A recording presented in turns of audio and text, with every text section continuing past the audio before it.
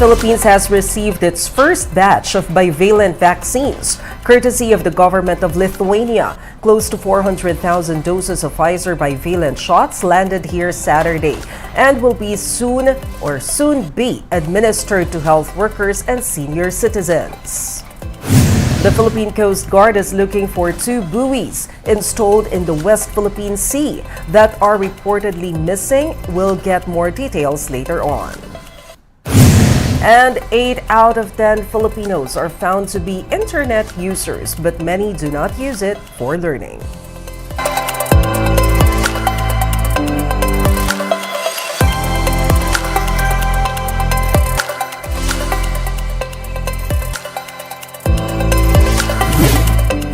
Fast, focused, and fearless. Here's everything you need to know as you jumpstart your weekend. I'm Maricel Halili.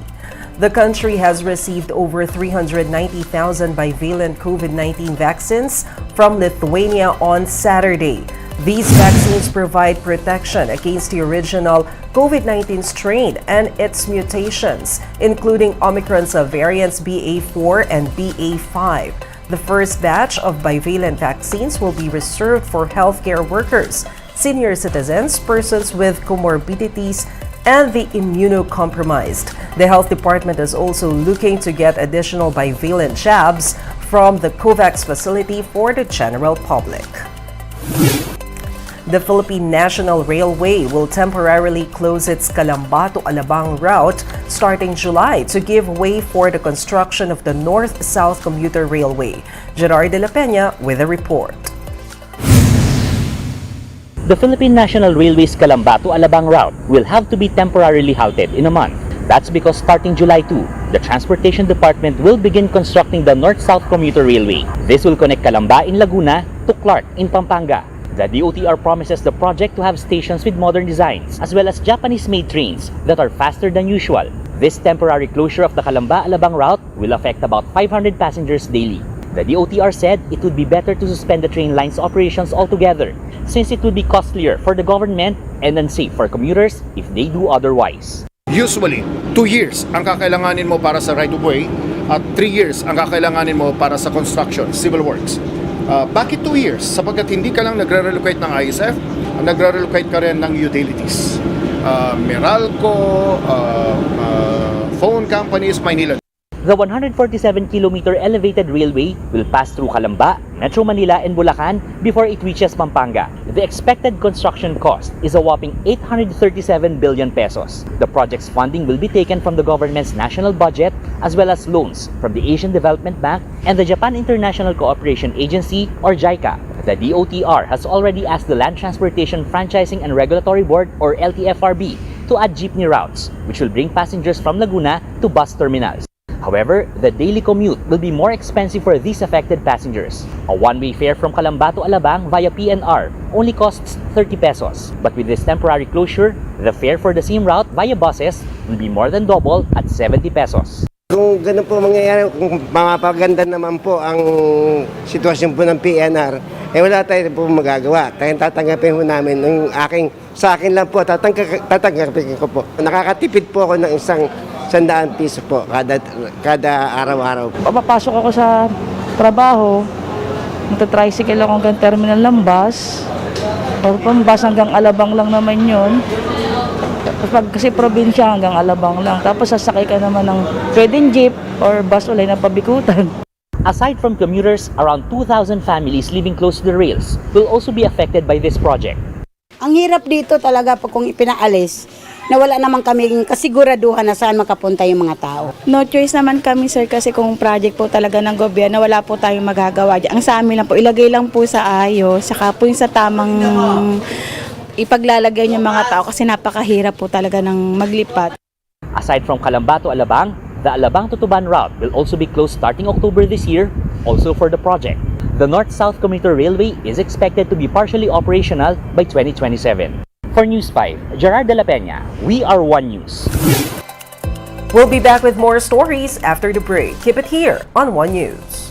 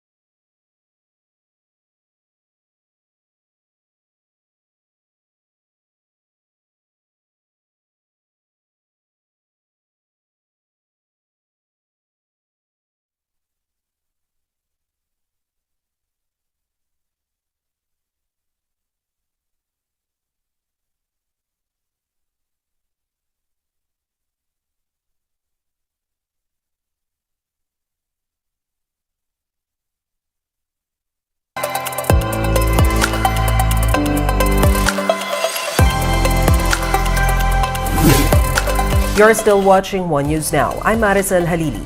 2 buoys placed in the West Philippine Sea are reportedly missing. Just last month, the Philippine Coast Guard successfully installed 10 buoys in different areas of the West Philippine Sea. These buoys are considered sovereign markers within the country's exclusive economic zone. Now, the PCG says they can't confirm the presence of buoys that were placed along Julian Felipe and Balagtas Reef. Intact yung 8 buoys na nilagay natin, no? Pero yung 2 na nilagay sa Balagtas tsaka sa Julian Felipe is hindi pa natin ma-confirm, subject to validation. At siguro masama yung panahon kasi hindi natin mapuntahan. Pero insofar as the other 8, as reported by our personnel dun sa mga substation, dun sa mga islands, nandun pa po. Meanwhile, the country is currently conducting trilateral maritime exercises with the United States and Japan. According to the Philippine Coast Guard, their goal is to foster good relationship between Navy forces in the region.